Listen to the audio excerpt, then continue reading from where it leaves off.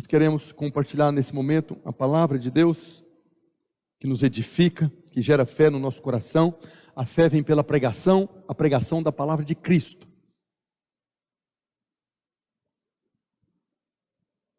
Mais uma vez, nós vamos ministrar a palavra de Cristo, a palavra da graça, o evangelho da graça de nosso Senhor Jesus Cristo. Essa é a palavra que nós ministramos, é a palavra que nós pregamos. Eu quero falar com os irmãos mais uma vez, tendo como base o Salmo 91. Salmo 91, que nós temos confessado ele todos os dias, esse salmo de proteção, de livramento, e que nós temos confessado ele também todos os dias. O verso 8 do Salmo 91 diz o seguinte: somente com os teus olhos contemplarás e verás o castigo dos ímpios. Aqui o Salmo está falando, isso aqui é mais uma promessa de Deus para nós. Nós não seremos atingidos, porque falamos, o Senhor é o nosso refúgio, fazemos do Altíssimo a nossa morada e podemos descansar na sombra do Onipotente. E quando nós descansamos na sombra do Onipotente, temos mais essa promessa aqui, que apenas, somente, unicamente, nós contemplaremos o castigo, o sofrimento dos ímpios, daqueles que não têm a condição de habitar no esconderijo do Altíssimo. Então aquele que está descansando na sombra do Onipotente, do nosso Deus, somente, unicamente, vai contemplar as aflições das pessoas que estão do lado de fora, não vai sofrer as aflições que eles sofrem. O mundo hoje está em pânico, as pessoas com medo, muitas pessoas fazendo loucuras, e a promessa é que nós não vamos passar por isso. Nós somos guardados, não entraremos em pânico, nós somos guardados, não teremos medo, porque nós estamos descansando na sombra do Altíssimo. Nós apenas veremos com os nossos olhos aquilo que está acontecendo lá fora. Mas isso também é uma advertência para nós, porque isso significa que se nós não entrarmos no descanso, nós podemos não apenas ver, podemos experimentar disso também que as pessoas estão enfrentando lá fora, pânico, medo. Nós temos visto algumas notícias muito tristes. Houve um caso de um senhor, ouvindo tantas notícias ruins, tantas tragédias acontecendo, tanta morte, ele ficou com tanto medo, tanto pânico, que ele foi para a sua fazenda, ficar escondido lá no meio do mato. E ele estava lá com medo, isolado de tudo, ele teve um infarto e morreu. Ele fugiu da cidade para o campo, para ficar longe de qualquer perigo de contaminação, teve um infarto e morreu. Um outro caso muito triste que passou aí nos noticiários, de um casal, especialmente um casal mais de idade, que é recomendado que fique dentro de casa, porque é um grupo de risco. Então estava lá o senhor e a senhora com mais de 60 anos e com tanto medo, tanto pavor, que a senhora estava lá impedindo o senhor de sair, o marido dela lá, depois de tantos anos de casado. E aquilo acabou produzindo uma briga e ele acabou matando ela. Então aquilo que deveria ser para proteção está produzindo algumas tragédias. Isso tudo porque as pessoas não estão no descanso. E quando nós não entramos nesse descanso, nós corremos o risco de passar por essas aflições, de não apenas ver com os nossos olhos, mas de poder experimentarmos dessa tragédia toda que está acontecendo. Então nós precisamos esforçar para permanecer no descanso, que é o que a Bíblia fala. Na carta aos Hebreus, no capítulo 4, verso 11, diz o seguinte: esforcemo-nos, pois, por entrar naquele descanso. O descanso é uma condição que nos foi dada. Mas não é fácil permanecer no descanso. Se fosse fácil, a Bíblia não falava que nós deveríamos nos esforçar. Então nós precisamos nos esforçar para entrar e permanecer nesse descanso. Muitos irmãos, enquanto nós estamos reunidos aqui, cultuando, enquanto reúne na reunião da célula, enquanto está participando aí do culto aí pela internet, enquanto está junto com os irmãos, até estão no descanso. Hoje, por exemplo, quando nós estamos aqui ministrando, falando a palavra de Deus, você pode estar descansando à sombra do Onipotente. Mas quando terminar o culto, você desligar aí as redes sociais, ligar a televisão e começar a ouvir tanta tragédia, você pode sair do descanso. E como é que você vai perceber que você saiu do descanso? O medo toma conta da sua alma, o pânico, vem aquele desespero. Então nós precisamos nos esforçar para permanecer no descanso.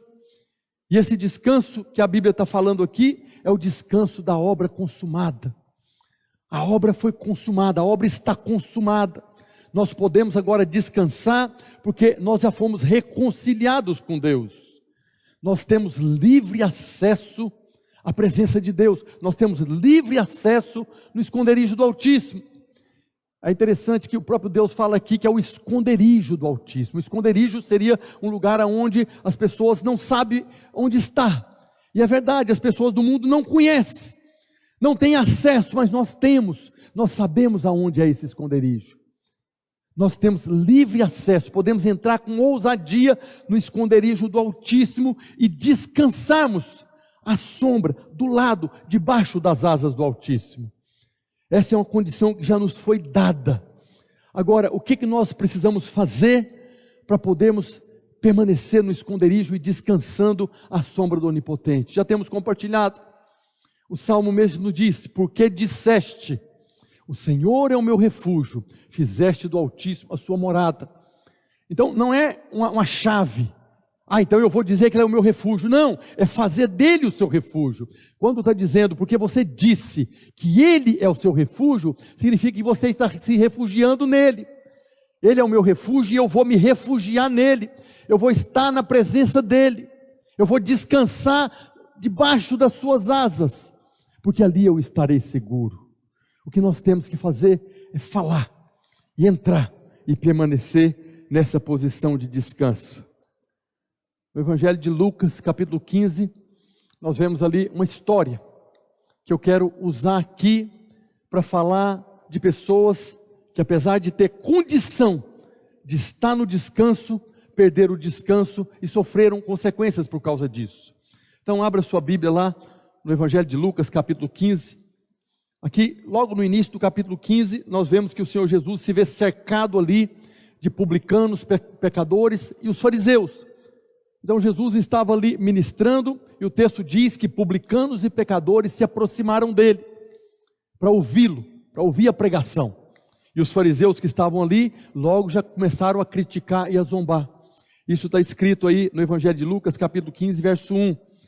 Aproximavam-se de Jesus todos os publicanos e pecadores. É interessante quando nós lemos a palavra de Deus. Cada palavra que está escrito aqui é importante. O texto aqui diz que aproximavam-se de Jesus todos os publicanos e pecadores. Por que essas pessoas todas estavam ali? Por que todos os publicanos estavam ali, todos os pecadores estavam ali? Porque a notícia já tinha esparramado. Não havia lá uma divulgação, o pastor Jesus vai pregar em tal lugar naquele dia, vai ter uma conferência.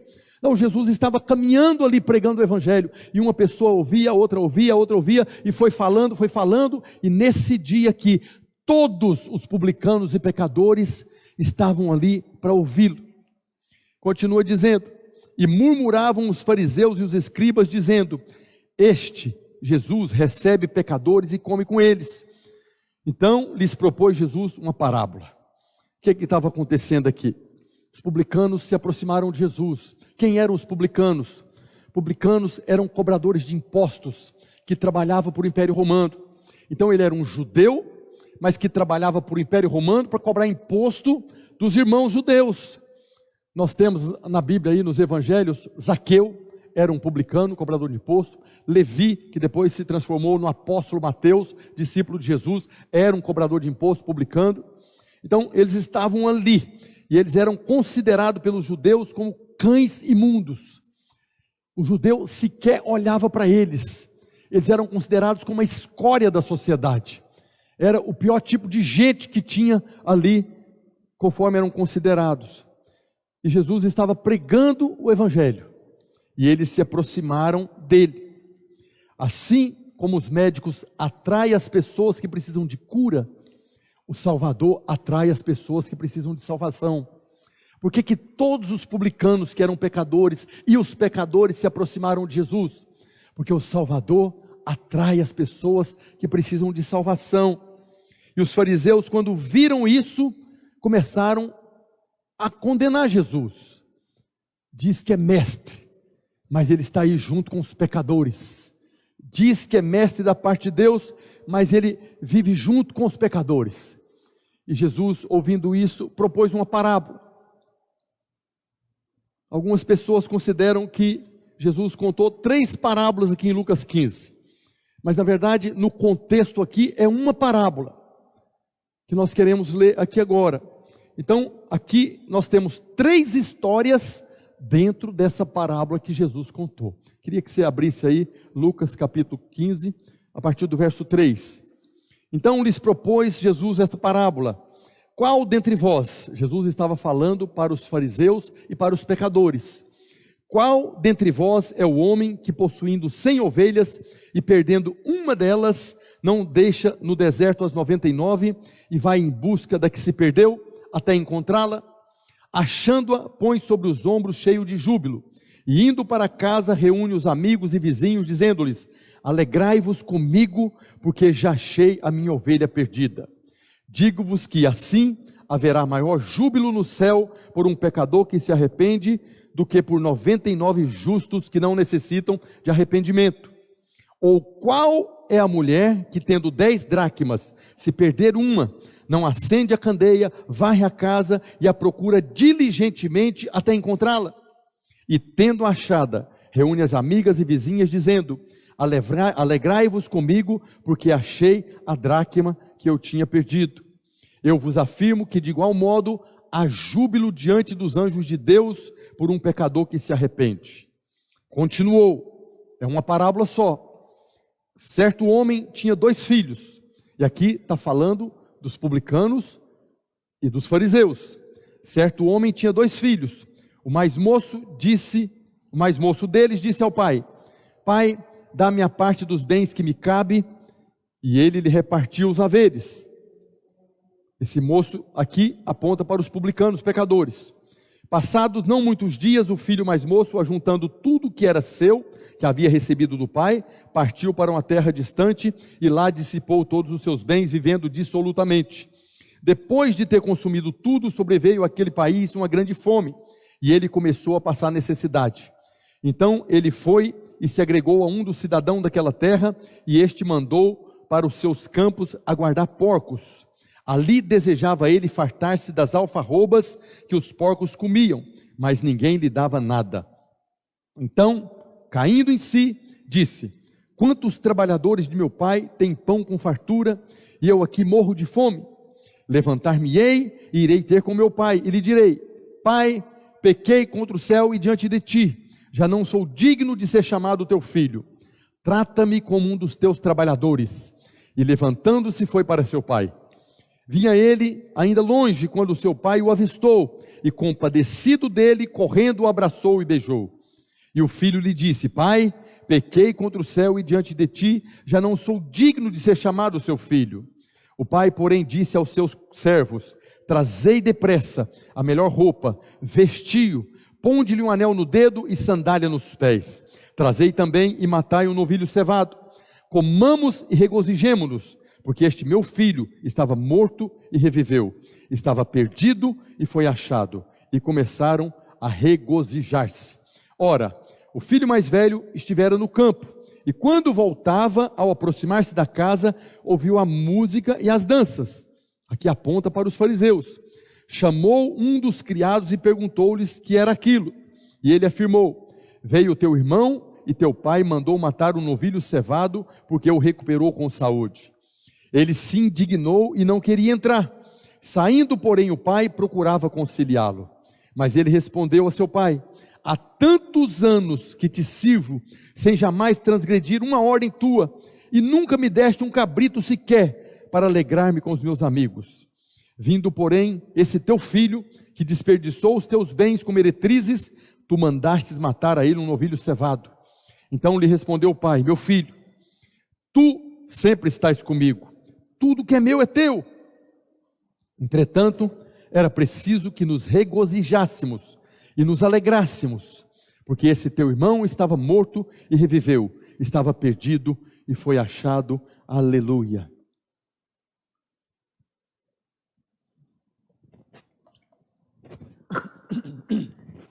Aqui nós vemos a história de dois filhos que não conheciam o coração do pai. Esses dois filhos aqui não conheciam o coração do pai, aquilo que o pai tinha preparado para eles.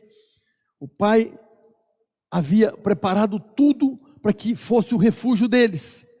Apesar de serem filhos, de poder esconder debaixo das asas do pai, não o fizeram, não permaneceram no descanso. O Salmo 91 não funcionou com eles. Esses dois filhos aqui não desfrutaram do descanso, não habitaram debaixo das asas do pai. Como eu disse aqui, não são três parábolas, é uma parábola só.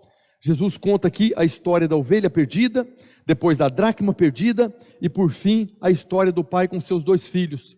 E nessa parábola Jesus está falando dos publicanos e dos pecadores e dos fariseus.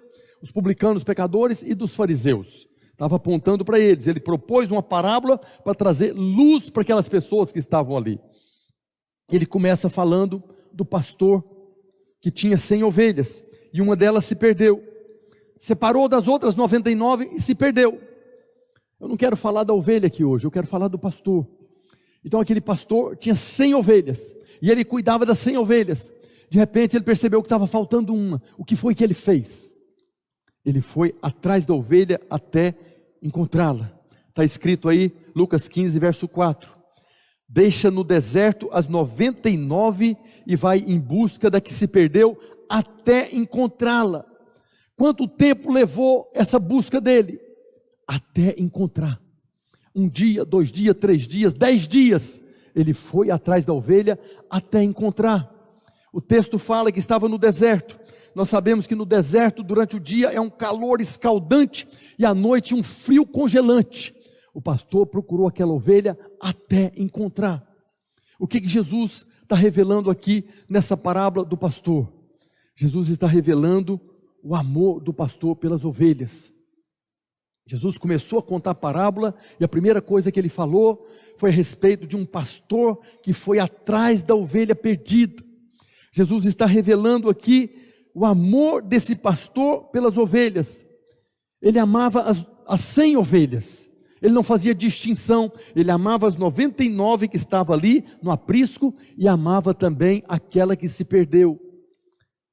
O pastor não mediu esforços para encontrar aquela que havia se perdido. Ele foi atrás dela até encontrar. Jesus está revelando o amor do Pai. O pai, aqui, o pai da parábola aponta para esse pastor. Então, o pai pastor amava os seus filhos e os queria por perto, para guardá-los debaixo das suas asas, para que eles pudessem descansar à sua sombra. Pega o contexto dessa parábola. Essas 3 histórias vai terminar no relacionamento do pai com os filhos.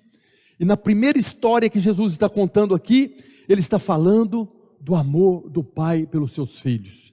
Ele está revelando o amor do pai. Depois ele conta a história da dracma perdida. A dracma era uma moeda que foi usada na Grécia Antiga e depois também no Império Romano. O valor de uma dracma na Grécia correspondia a um denário, ao pagamento de um dia de trabalho de um trabalhador comum. Então, lá na Grécia Antiga, a pessoa trabalhava um dia, o salário dela correspondia ao valor de uma dracma. Já no Império Romano, no tempo de Jesus, não tinha o mesmo valor. Diz os historiadores aí, que no Império Romano, um denário era uma pequena fração de uma dracma. Então, uma dracma no Império Romano valia muito mais do que uma dracma na Grécia, porque o salário era muito menor. Eles pagavam mal os seus trabalhadores. Mas o que importa aqui, nessa história da dracma, é que ela é uma medida de valor. Jesus está contando uma história aqui, usando a moeda, a dracma, como uma unidade de valor. E ele diz na parábola, que havia uma mulher que tinha 10 dracmas, e perdeu uma delas. Tinha as 10 dracmas ali, e de repente percebeu que uma havia se perdido.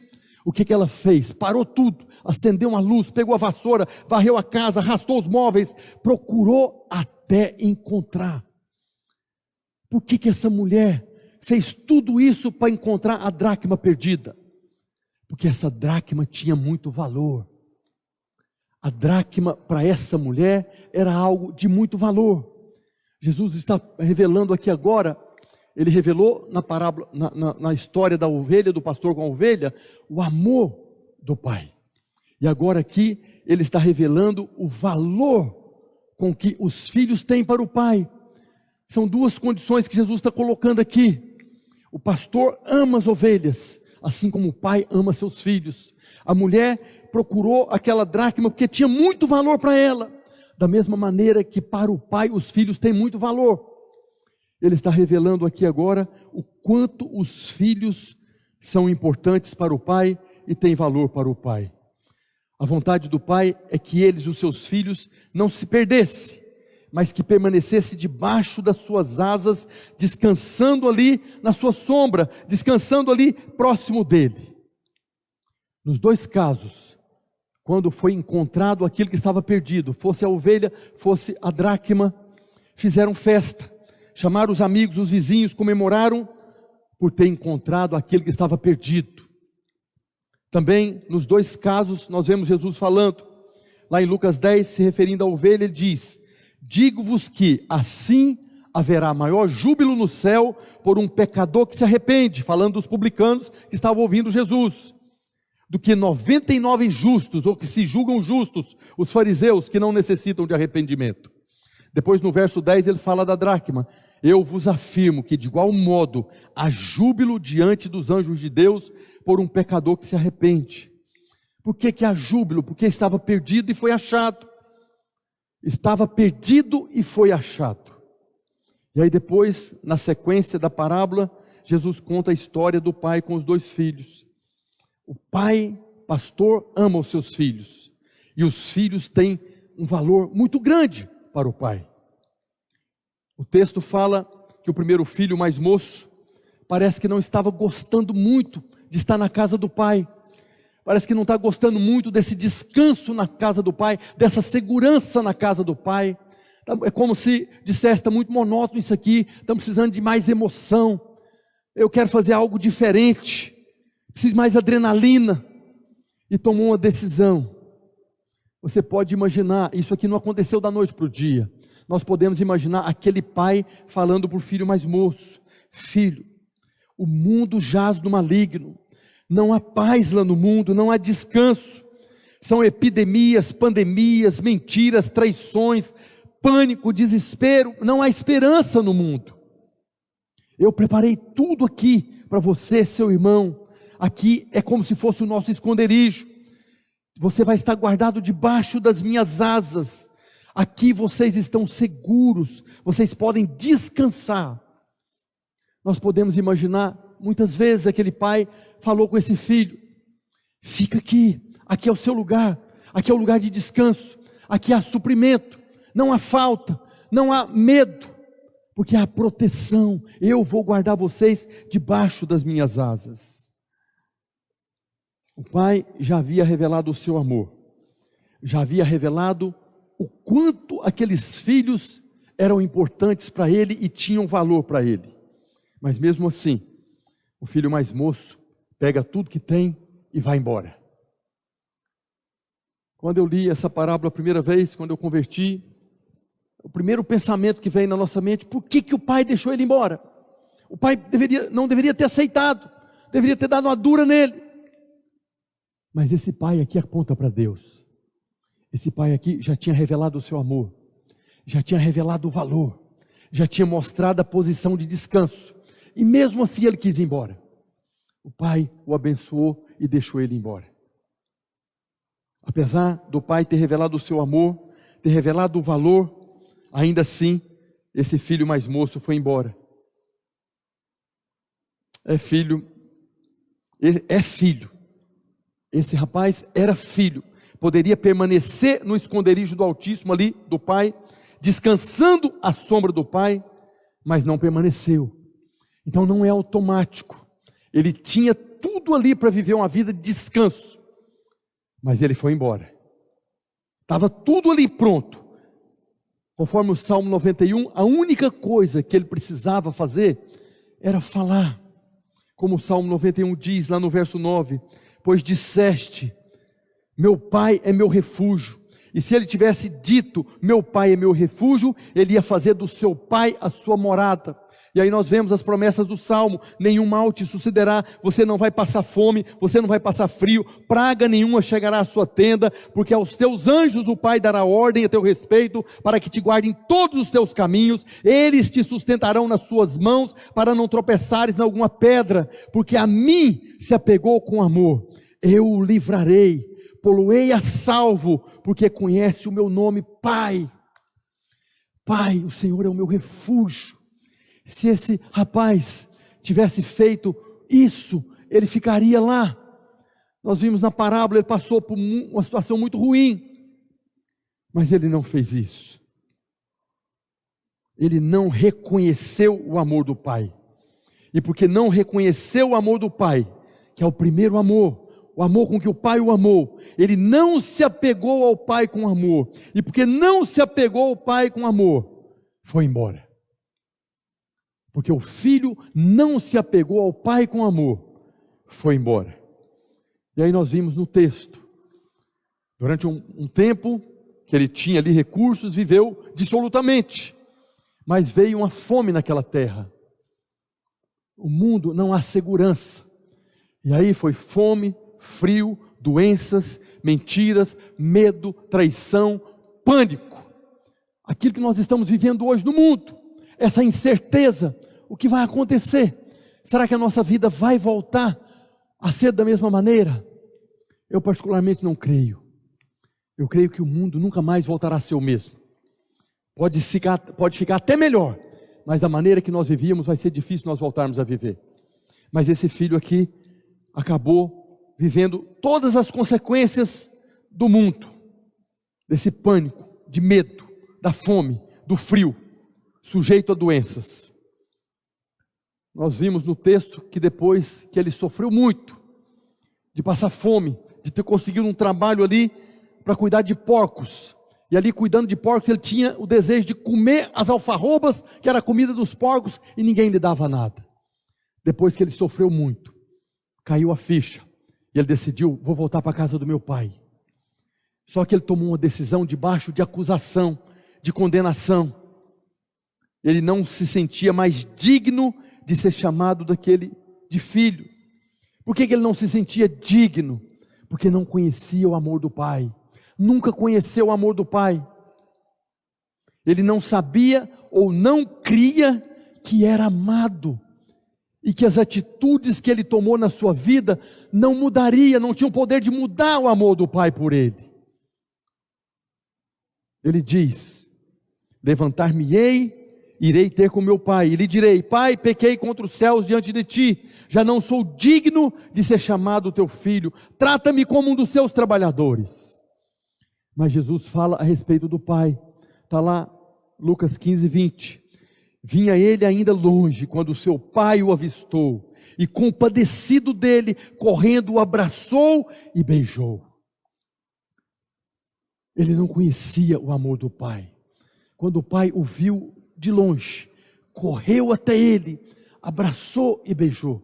Talvez a expectativa dele fosse que o Pai ia chegar: te falei, você não deveria ter feito isso, se você tivesse ficado aqui, você não estaria passando pelo que você passou. O Pai não quis saber de nada disso. Jesus diz no verso 22, o Pai porém disse aos seus servos: trazei depressa a melhor roupa, vestiu, ponde-lhe um anel no dedo e sandália nos pés. Aqui revela a respeito desse amor que o pai tinha pelo filho e o valor que esse filho tinha para o seu pai. Ele pediu para os servos: traga a melhor roupa, veste ele, cobre essa vergonha dele, cobre esse pecado dele, coloca uma roupa cobrindo tudo isso, coloca um anel no dedo dele, dando de novo autoridade para ele, sandália nos pés. O que Paulo fala a respeito de sandálias, de calçar os pés? Paulo fala na carta aos Efésios, capítulo 6, verso 15, ele diz: calçai os pés com a preparação do evangelho da paz. Quando o pai está falando ali, coloca a sandália nos pés, o pai está dizendo para ele: eu amo você, você tem muito valor para mim, por isso eu providenciei salvação. O Evangelho é as boas novas, mostra a salvação que Deus providenciou para nós. Quando o pai disse, coloca as sandálias, o pai estava mostrando a sua salvação. Você não perdeu nada, o que você fez não mudou meu amor por você. O que você fez, você não mudou nada, eu continuo mesmo amando você. Esse filho experimentou muitas coisas que não precisava experimentar. Ele viu e viveu muitas coisas ruins que não precisava ter vivido. Se ele tivesse permanecido na casa do pai, descansando debaixo das suas asas, ele apenas veria. Ele apenas ia ouvir falar que houve fome numa terra, mas porque ele não permaneceu debaixo das asas do pai, ele não apenas viu, ele viveu, ele passou fome lá. Ele sofreu aquilo que não precisava ter sofrido. O verso 8 do Salmo 91 diz: somente com os teus olhos contemplarás e verás o castigo dos ímpios, o sofrimento dos ímpios. Se você está debaixo das asas do Altíssimo, descansando à sombra, você até vai ficar sabendo do que está acontecendo lá fora, mas você não vai sofrer como aqueles que estão lá do lado de fora. Qual o principal problema desse filho? Arrogância, soberba, rebeldia. Ele poderia ter tudo isso, mas eu creio que o principal problema dele é porque não conhecia o amor do pai. Aquele pai pastor que foi atrás da ovelha perdida. E não conhecia o valor que ele tinha para o pai, que jamais negaria coisa alguma. Esse cidadão aqui, ele chegou para o pai e pediu a herança com o pai vivo. O pai deu. O pai estava revelando para ele: tudo que você me pedir, eu vou lhe dar, para que você possa permanecer aqui. Ele passou por muitas coisas que não precisava ter passado. É um filho que não conhecia o amor do pai e nem conhecia o valor que ele tinha para o pai. Aí chegou o segundo filho, o filho que ficou em casa e já chegou reclamando, magoado com o pai. Olha o que ele diz para o pai, está lá no verso 29 de Lucas 15. Mas ele respondeu a seu pai: há tantos anos que te sirvo, sem jamais transgredir uma ordem tua. Jesus está falando para os fariseus. E nunca me deste um cabrito sequer para alegrar-me com os meus amigos. Vindo, porém, esse teu filho, o publicano, que desperdiçou os teus bens com meretrizes, tu mandaste matar para ele um novilho cevado. O que esse filho está falando aqui? Eu estou aqui, esses anos todos, servindo, trabalhando para o Senhor, esperando um reconhecimento. Eu faço de tudo para o Senhor, para que o Senhor possa me amar, e o Senhor nunca me amou. A reclamação desse segundo filho é exatamente essa. Ele está reclamando que ele está lhe servindo, cuidando das coisas do pai, e nunca teve reconhecimento, nunca recebeu o amor do pai. Por que ele fala isso para o pai? Esse pai é que é Deus. Porque não conheceu o amor do pai, porque nunca conheceu o valor que ele tinha para o pai. Olha o que está escrito lá em Lucas 15, 12, quando o rapaz mais moço veio pedir a parte que cabia dele. O mais moço disse ao pai: pai, dá-me a parte dos bens que me cabe. E o pai lhes repartiu os haveres. O pai não deu apenas a parte do moço que foi embora, não. O pai lhes repartiu. O pai deu uma parte para o filho mais moço que foi embora e deu a outra parte para o filho que ficou em casa. O pai já havia dado tudo para ele. Ele está falando que nunca recebeu nada do pai, porque não sabia o valor que ele tinha para o pai. Esse pai aqui que aponta para o pastor, que revelou o amor, dando para ele, para esse filho que estava dentro da casa, de estar ali descansando a sua sombra, desfrutando da bênção de estar ali na presença do pai. O pai também já havia revelado o valor que ele tinha para ele. A história da dracma. Você não sabe, disse o pai, tudo que é meu é seu. Você poderia ter pegado quantos cabritos você desejasse. Você poderia ter matado quantos novilhos cevados você desejou. Tudo. Você não precisava me provar mais nada. Era apenas desfrutar daquilo que é meu, que é seu também. Essa é a nossa condição como filhos de Deus. Essa é a condição nossa, dos filhos de Deus. Tudo que é dele é nosso. Tudo que é do nosso Pai é nosso. Ele não poupou o que tinha de mais precioso, o Filho nos deu, revelando o seu amor e revelando o valor. A mensagem que eu estou ministrando para você hoje, o título dela é o amor, o valor e o descanso. Nosso Pai nos revelou o amor dele por nós, pelo fato de ter Cristo morrido na cruz quando éramos pecadores, publicanos. E o nosso Pai revelou também lá na cruz o preço, o valor que cada um de nós temos, que é o valor do sangue de Jesus derramado lá na cruz. O que nós precisamos fazer é permanecer nesse amor, reconhecendo esse valor que foi pago por cada um de nós. Nós vemos no texto que nós confessamos hoje, na confissão de hoje, está lá em 1 João capítulo 4, verso 10. Nisto consiste o amor, não em que nós tenhamos amado a Deus, mas em que Ele nos amou e enviou o seu Filho como propiciação pelos nossos pecados. A mesma coisa Jesus diz lá em João 3,16, porque Ele amou, Ele deu. A Bíblia mostra em muitos lugares a questão do amor e do valor, porque o Pai nos amou de tal maneira, Ele pagou o preço. Aqui ele revela também o amor do Pai e o valor que os filhos têm por Ele, a ponto de entregar o seu Filho, o mais precioso, o primogênito, por cada um de nós. Se nós permanecermos na posição, no esconderijo do Altíssimo, descansando debaixo da sua sombra ali, então, somente com os nossos olhos, contemplaremos e veremos o castigo de quem está lá fora. Se nós permanecermos na posição de descanso, o que faz diferença aqui não é o esconderijo do Altíssimo, o que faz diferença aqui não é a sombra do Onipotente, o que faz diferença aqui somos nós permanecermos nessa posição. Queria convidar a equipe de louvor para subir aqui, nós estamos encerrando. O que faz diferença no Salmo 91 não é o esconderijo, não é o Altíssimo, não é as suas asas.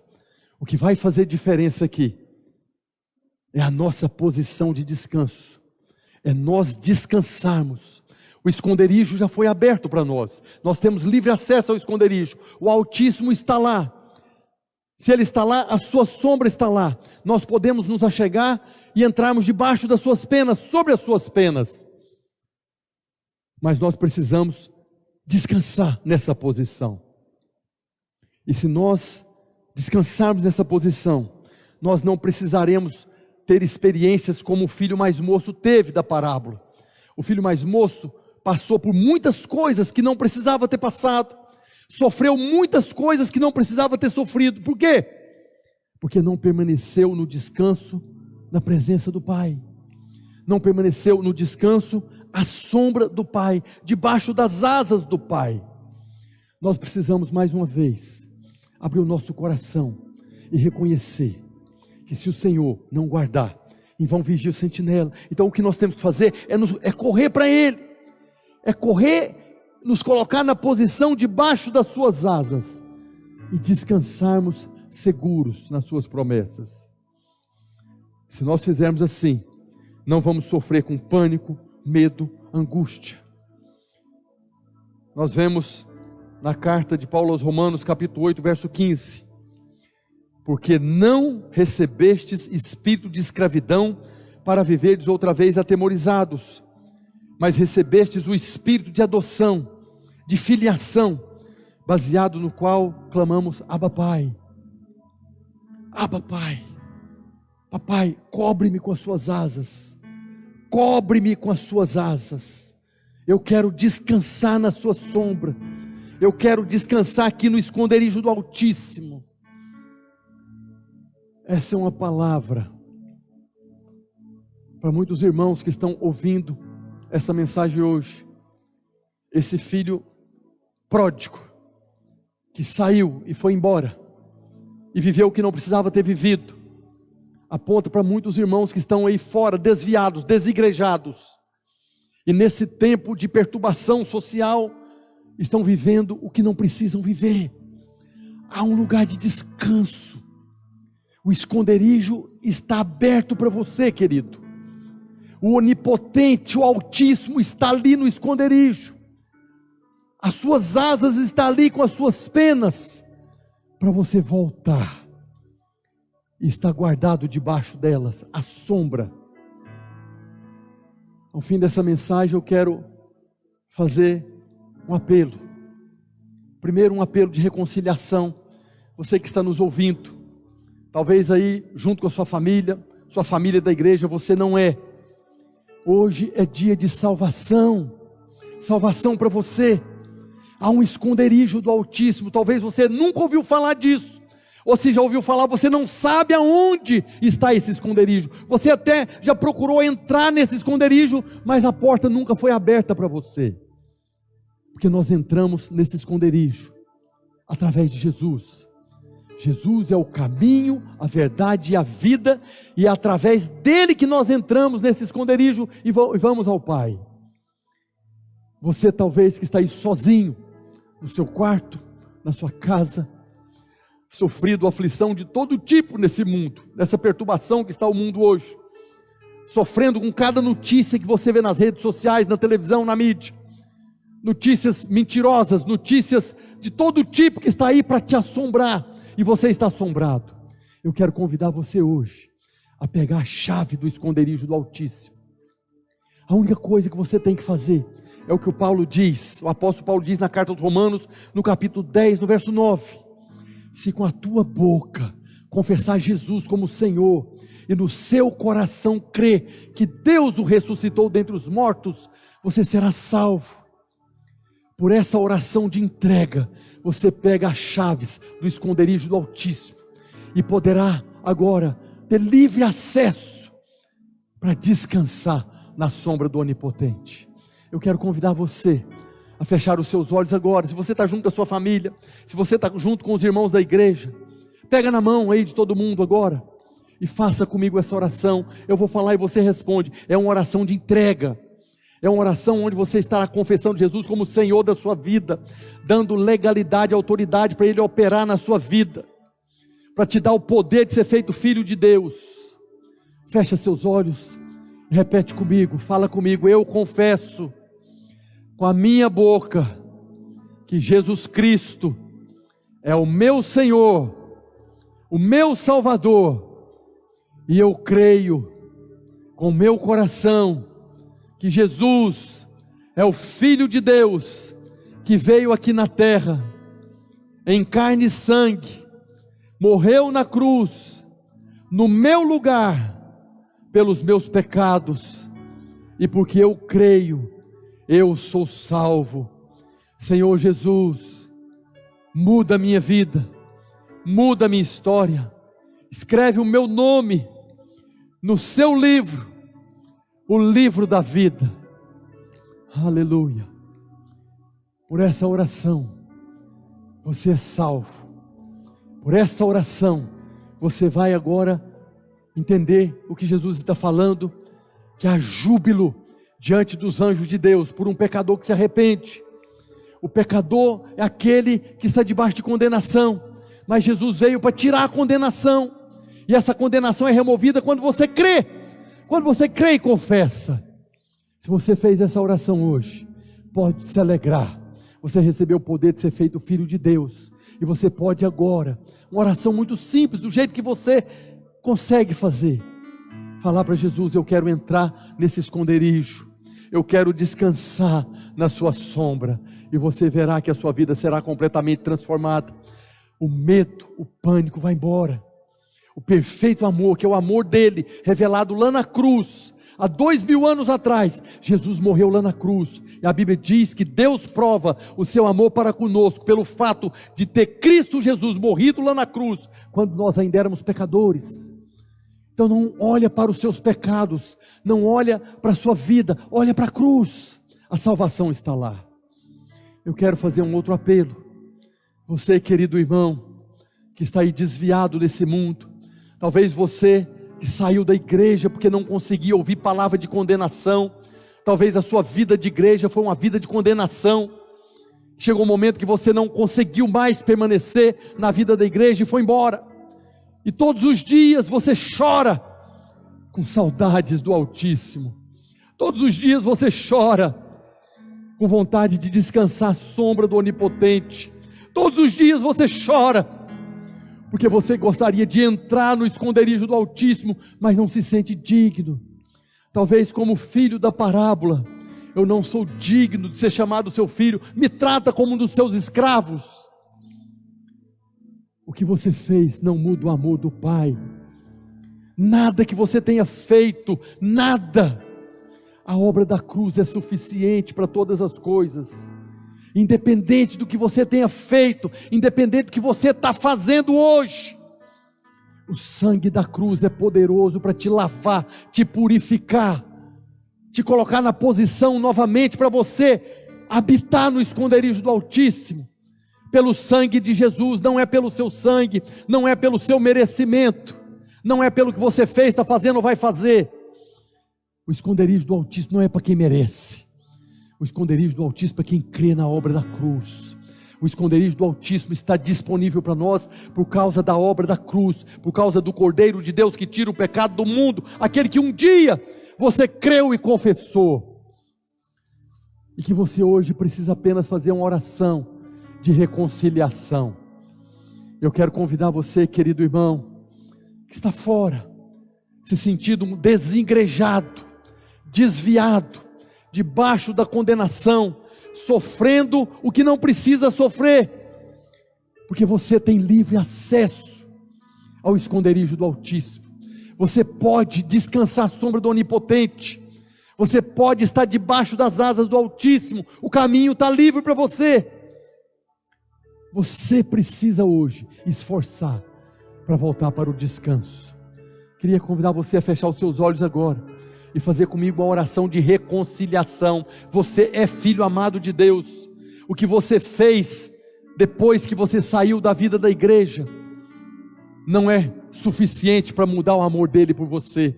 Você continua sendo amado por ele, muito amado. Você continua debaixo do favor da cruz. Feche os seus olhos, repete comigo essa oração. Fala comigo: Senhor Jesus, eu reconheço que tenho andado por caminhos que não são os seus caminhos, mas hoje eu tomo uma decisão de voltar, de me reconciliar. Hoje, pela sua palavra, eu creio que tudo que eu fiz não é suficiente para mudar o seu amor por mim. Hoje eu reconheço o preço que foi pago na cruz, o tamanho do valor que eu como filho tenho para o Senhor, que se dispôs a entregar seu filho Jesus para morrer no meu lugar. Senhor Jesus, eu me reconcilio hoje, volto para a casa do meu Pai. Hoje eu quero entrar correndo no esconderijo do Altíssimo, descansar à sombra do Onipotente, debaixo das tuas asas, apenas contemplar o castigo dos ímpios e nunca mais voltar a sofrer o que eles sofrem, em nome de Jesus. Aleluia, glória a Deus, louvado seja o nome do Senhor. Nós vamos cantar um cântico agora. Eu quero que você agora esteja junto conosco, dando graças ao Senhor, celebrando a obra da cruz, onde o amor foi revelado, aonde o valor foi colocado, o valor que foi pago, para que nós pudéssemos descansar. Cante conosco agora, aleluia.